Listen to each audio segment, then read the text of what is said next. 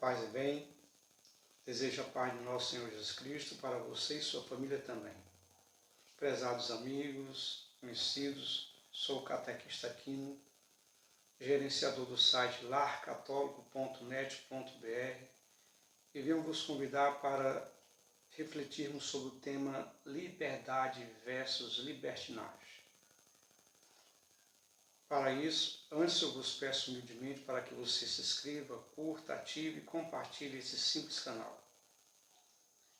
E assim, juntos e unidos, vamos nos ajudar e ajudar nossos semelhantes a vivenciar a nossa santa missão de evangelizar. Pois bem, a aspiração maior do ser humano é a liberdade seguida de felicidade. Porém, não nos iludamos. A liberdade que pode nos trazer a verdadeira felicidade está alicerçada na prática da verdade, do bem e da responsabilidade. A liberdade só atinge a perfeição quando está ordenada para Deus, que é o doador da nossa liberdade e a fonte de todo o bem. Quanto mais praticar o bem e a virtude, tanto mais livre a pessoa será. Enquanto os desejos desregrados nos dominar, ou enquanto estivermos escravos de nossos pecados, não seremos nem livres, nem felizes. E vamos continuar buscando longe de Deus a felicidade nos pecados, nos vícios, e não encontraremos quando buscamos a felicidade em tais situações, na vivência do pecado, é nadar contra a maré. Porque Deus nos criou para o bem, de tal forma que nós só somos felizes quando praticamos o bem.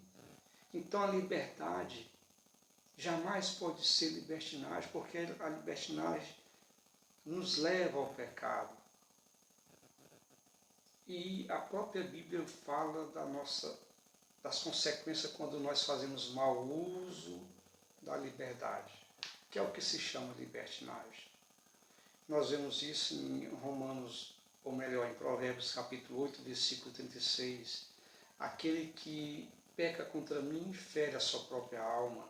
Quem me odeia ama a morte. A gente vê em Romanos capítulo 6, versículo 16 a 23, que o salário do pecado é a morte. Lá em Isaías 57, 20, deixa bem claro que não há paz, não há verdadeira felicidade numa vida de pecado. Portanto, devemos distinguir bem os termos do livre-arbítrio e a possibilidade de se escolher entre o bem e o mal, entre a verdade e a mentira. Enquanto que a liberdade é o bom uso do livre-arbítrio. Assim, o livre-arbítrio está mais relacionado à vontade. Ser livre não é fazer tudo o que se quer e como quer. Nossa liberdade é limitada. Eu faço questão de ler isso no nosso catecismo. Faço questão. Porque às vezes as pessoas pensam que é coisa individual, é fanatismo, é radicalismo. Pois eu faço questão, pessoal. Está aqui, ó. Catecismo da Igreja Católica. Parágrafo 17, 39 a 40. A liberdade do homem é finita, é falível. De fato, o homem falhou, pecou livremente, recusando o projeto do amor de Deus. Enganou-se a si mesmo, tornou-se escravo do pecado. O exercício da liberdade não implica o direito de dizer e fazer tudo o que quer e como quer, fugindo da lei moral que é nos apresentada, nos ensinada pelos mandamentos da lei de Deus, pela doutrina e exortação da igreja, escrita tanto na Bíblia como nos seus catecismos. Fugindo da lei moral, o homem prejudica a sua própria liberdade, acorrenta-se a si mesmo, rompe a fraternidade com seus semelhantes e rebela-se contra a verdade divina, rebela-se contra o seu Criador.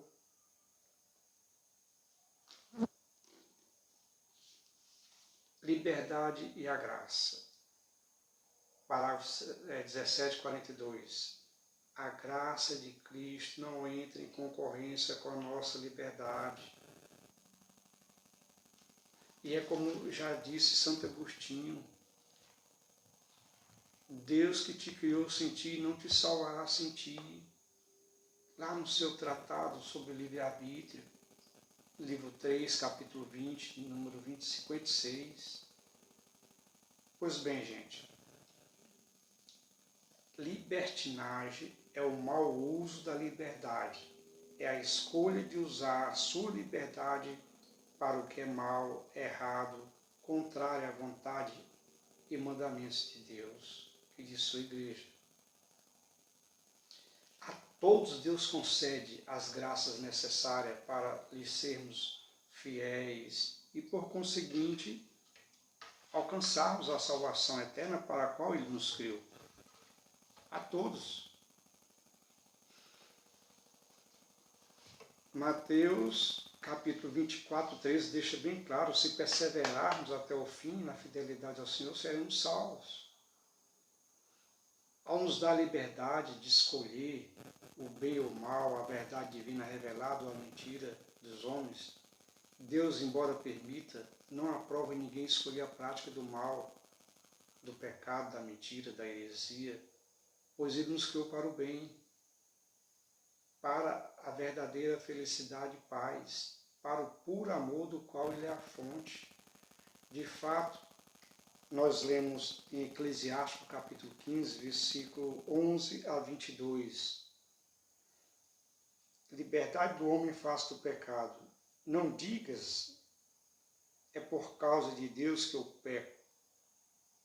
Assim diz lá na Bíblia de Jerusalém. Aqui diz, não digas, é por causa de Deus que ela me falta.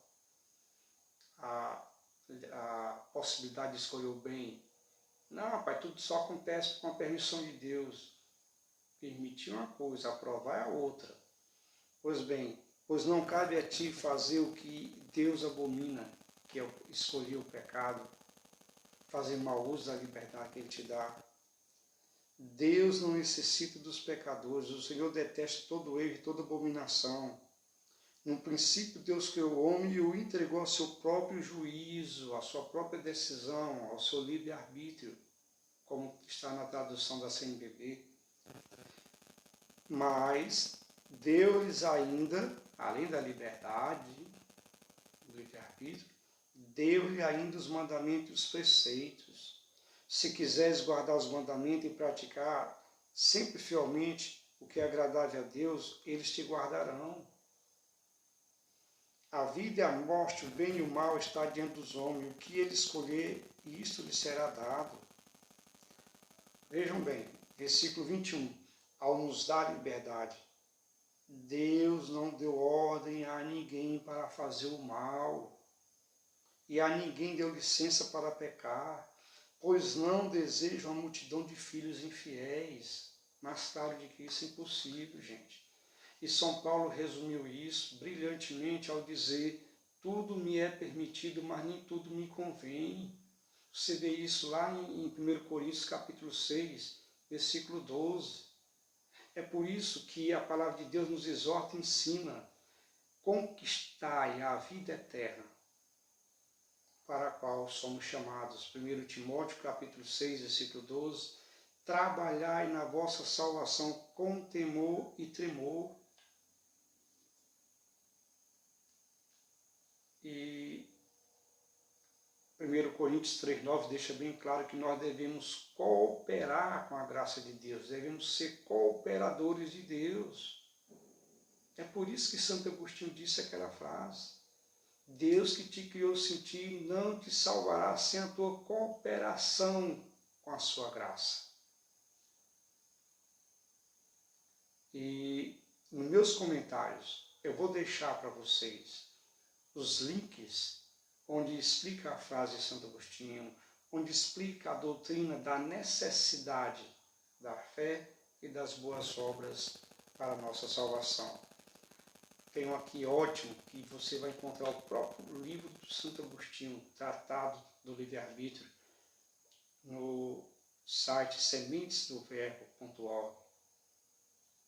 Vá lá, bota esse link lá para você ver o próprio livro do Santo Agostinho e os outros que eu vou citar vai explicar. Pois bem, para nos salvar devemos cooperar com a graça de Deus. O próprio Jesus Cristo também nos deixa isso bem claro. Esforçai-vos por entrar pela porta estreita, pois muitos procurarão entrar e não conseguirão. Lucas 13, versículo 24 ao 25. A liberdade que Deus nos dá é uma prova do seu imenso e infinito amor para conosco, pois quem ama não força. Até mesmo porque amor forçado não presta e é falso. Então, Deus, ao nos dar liberdade, espera receber voluntariamente o nosso sim, a nossa decisão, a nossa escolha para o amar, para o obedecer, para buscar uma vida de santidade e assim passar toda a eternidade com Ele, que é nosso Pai Celeste, nosso Criador. Deus, ao nos dar liberdade, é bom que fique bem claro, não nos salvará sem nós obedecermos os seus mandamentos. Isso a gente vê em Mateus capítulo 19, versículo 17, o que devo fazer para herdar a vida eterna? Guarda os mandamentos.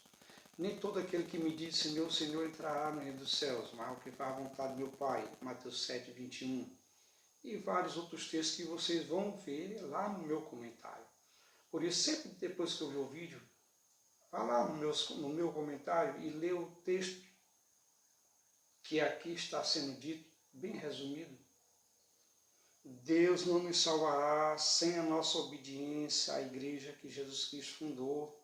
Que Jesus Cristo fundou a igreja está bem claro em vários textos bíblicos, de modo especial Mateus 16, versículo 18 a 19, que nós temos a necessidade de obedecer à igreja que Cristo fundou. Nós vemos em Mateus capítulo 18, versículo 17, aquele que não obedecer à igreja seja considerado como um pagão. Dirigindo-se aos apóstolos, os primeiros ministros da sua igreja, Jesus fala, quem vos ouve, a mim ouve. Ou seja, quem vos obedece, a mim obedece. Quem não vos obedece, rejeita a mim o Pai que me enviou. E são vários outros textos. Deus não nos salvará sem a prática de boas ações, de boas obras que sejam conforme a sua vontade. Isso nós temos em Tiago, capítulo 2, versículo 14 a 26. Vede que o homem é justificado também pelas obras e não somente pela fé. Cada um será julgado segundo as suas obras. Nós vemos em Mateus 16, 27, Romanos 2, versículo 6 e vários outros textos. Ademais, nenhum cristão acredita que alguém se salvará por ter praticado más ações e não ter arrependido-se de tê-la cometido e morrer sem conversão. Deixo bem claro aí no comentário vários links que explicam em que sentido é necessária a fé e as boas obras para nos salvarmos. Eu vos convido a conferir. Só reinará com Deus no céu aquele que deixa Deus reinar em seu coração e em sua vida aqui na terra. Portanto, devemos buscar uma vida de santidade, recorrendo à graça de Deus e através do nosso esforço, sim, para praticar o bem é necessário esforço, sim, a perdoar os inimigos, para fazer tantas coisas que a nossa natureza acha difícil devido à fraqueza com a qual o pecado original lhe deixou. É necessário, além de pedirmos a graça de Deus, nos esforçar para evitar os pecados em suas ocasiões. Então devemos buscar uma vida de santidade, de fidelidade a Deus, almejando a salvação eterna nossa e de nossos semelhantes, porque no céu também não vai entrar nenhum egoísta, não. Que fique bem claro. E que nós devemos trabalhar pela salvação dos outros. O nosso catecismo deixa bem claro. Está aqui, eu faço questão de ler, o nosso catecismo ensina. Todos os fiéis católicos, padres, papa, bispo, padres, diáconos, frades, freiras, leigos, são encarregados por Deus do apostolado da evangelização em virtude do seu batismo e da confirmação. Eles têm a obrigação e gozam do direito, individualmente ou agrupados em associação, vejam bem, de trabalhar para que a mensagem divina da salvação seja conhecida e recebida por todos os homens de toda a terra. O verdadeiro cristão procura as ocasiões para anunciar Cristo e seus ensinamentos, seja pela palavra, seja pelo testemunho, e de modo especial aos descrentes, mas também aos fiéis. Você encontra isso, gente, no SIC, aqui, no Catecismo da Igreja Católica, parágrafos 900, 904, 905 e o 913. É nesse aqui você encontra isso. A própria Igreja Católica pedindo a cada católico para evangelizar todos que lhes sejam possível, é claro, com prudência. Com prudência. A palavra é considerada como uma semente. E um bom lavrador jamais joga semente sem preparar o terreno. Jesus Cristo diz que nós devemos ser simples como uma pomba e prudentes como uma serpente. Então, devemos ter prudência para evangelizar. Ao comentar Hebreus capítulo 12, versículo 14 a 15, procurai a paz e a santificação, santidade sem a qual ninguém verá o Senhor, vigiando cuidadosamente para que ninguém se afaste da graça de Deus e seja fiel. Lemos na Bíblia, traduzida e anotada pela Faculdade de Teólogos da Universidade de Navarra. Está aqui, ó, gente. Foi publicado agora recentemente com a capa vermelha, pela editora Quadrante. Ó, ela, a Bíblia de Jerusalém, a Bíblia do Peregrino, a Tebe e tantas outras, gente, são ótimas para estudo. Olha o que é que diz aqui. O cristão não deve se ocupar, se interessar apenas da sua alma, da sua salvação eterna, mas recai sobre ele o dever também de trabalhar pela salvação de seus semelhantes, gente. A vigilância deve ser contínua. O verdadeiro apóstolo busca as ocasiões de anunciar Cristo com palavra aos não crentes, para os aproximar e estimular uma vida mais fervorosa. E no coração de todos deve ressoar aquelas palavras do apóstolo Paulo: ai de mim se não evangelizar. Bíblia Sagrada, anotada pela Faculdade de Teologia de Navarra. Recomendo. São 3 volumes. Pois bem, gente. Quero encerrar. E tem outra. Ademais, a Escritura deixa bem claro que a salvação eterna não é individualista. Ninguém vai entrar no céu sozinho. Nenhum egoísta vai entrar no céu. Aquele que quer a salvação só para si. Aquele que não trabalhou, não procurou evangelizar seu semelhante. Nós vemos isso em Ezequiel capítulo 3, versículo 16 a 27. Se eu digo que o teu irmão, se ele continuar no erro, ele vai para o inferno e tu não o admoesta, tu não evangeliza, ele vai se perder, mas vou pedir conta da tua alma também. Está lá.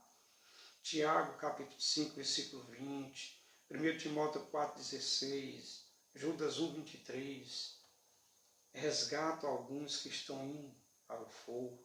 para a condenação. E aquele que desviar do mau caminho alguém,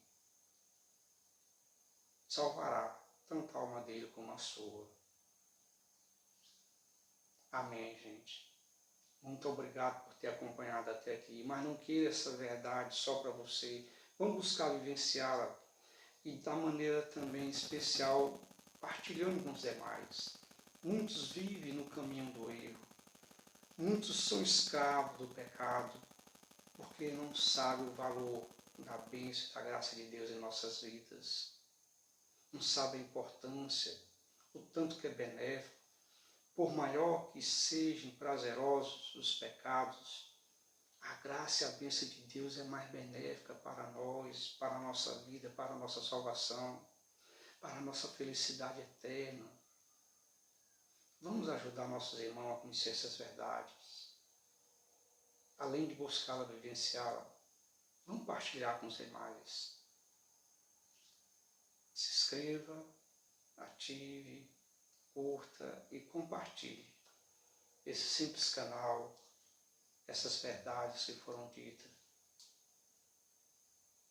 Vos peço com toda humildade e me despeço dos desejando que fiquem e permaneçam com a graça de nosso Senhor Jesus Cristo, hoje e sempre. Amém.